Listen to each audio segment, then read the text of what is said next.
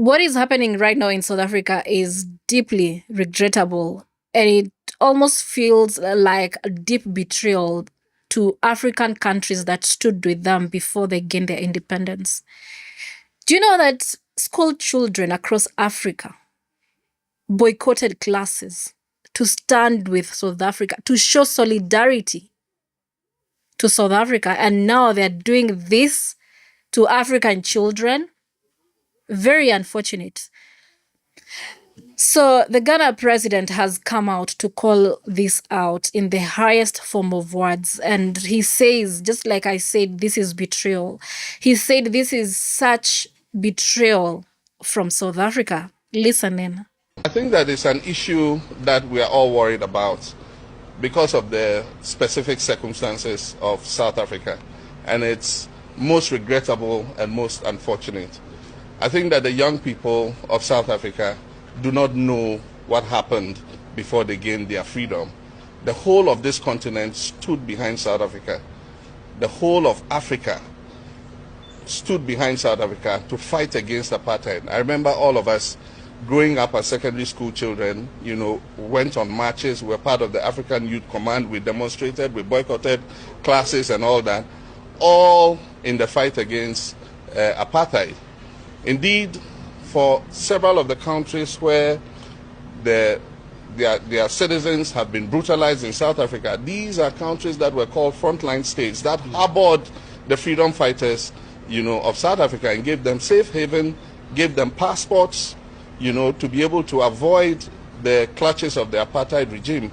And even Nigeria, even though not a neighbor of South Africa, was considered a frontline state because of the economic contribution that Nigeria did to the ANC to be able to liberate South Africa from apartheid.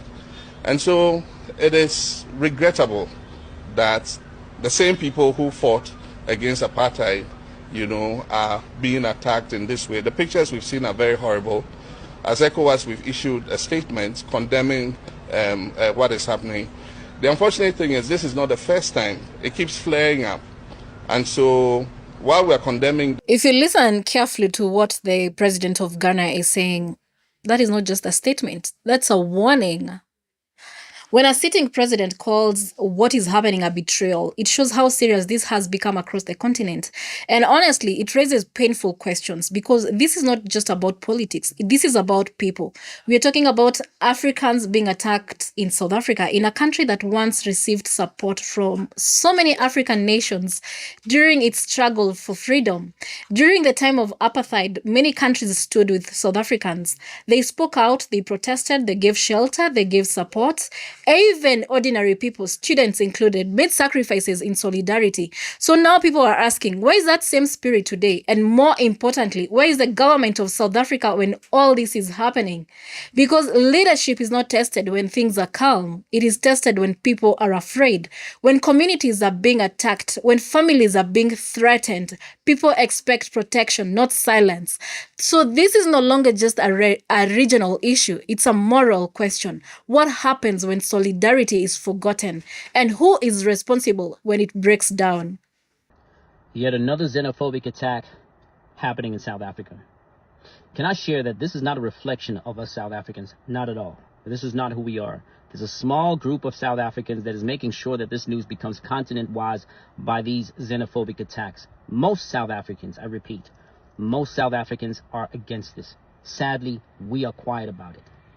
This is led by Jacinta. Now, the question I always ask myself is why is she not doing this march to march in Cape Town, where there's a lot of Germans, French, Netherlands, and Americans there?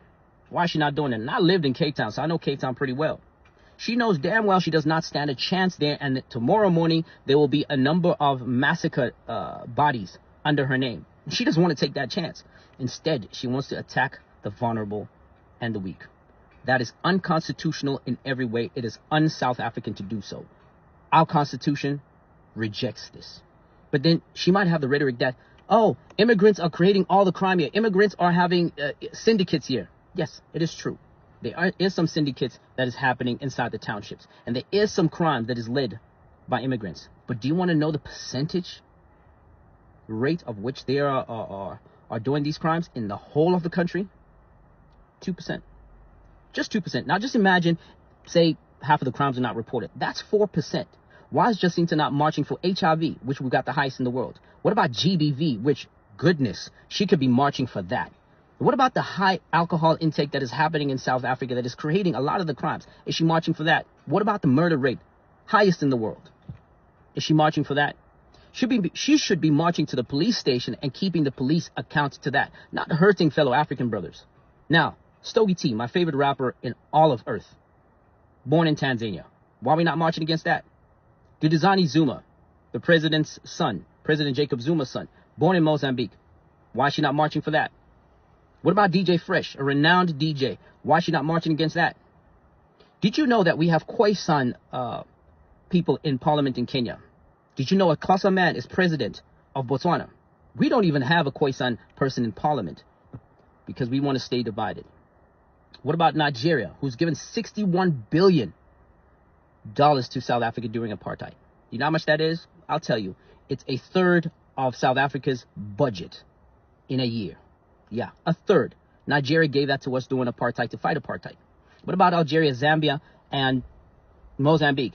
They're the ones that received South Africa to train them how to fight in apartheid. Countries like Tanzania, Swaziland, a whole bunch of countries hosted South Africans in refuge when they ran away. They did not take out a whip. They did not throw them out the country. They stood beside them. What Jacinta is doing is unconstitutional, and she needs to march the right way. It's not march to assault. It's march to march. Stand by what you are saying that you're supposed to stand by. You did not come here to hurt people. It's unconstitutional, and somebody is going to take you to task. Yeah, somebody's going to do it. I'd like to apologize to all the African diasporas in South Africa and also Africans around the continent. This is not who we are. We're against this. My takeaway for this story, quite simple. When Africans forget their once shared history, we lose the very unity that once protected us. My name is Wangari Njuguna, and this has been ADNC. Kindly subscribe to my YouTube channel, Wangari Njuguna. Also, remember to download our app and sign up today for the latest news right at your fingertips. I'll be waiting to read what you have to say about this one. Anyway, I'll see you in the next one. Kwaheri.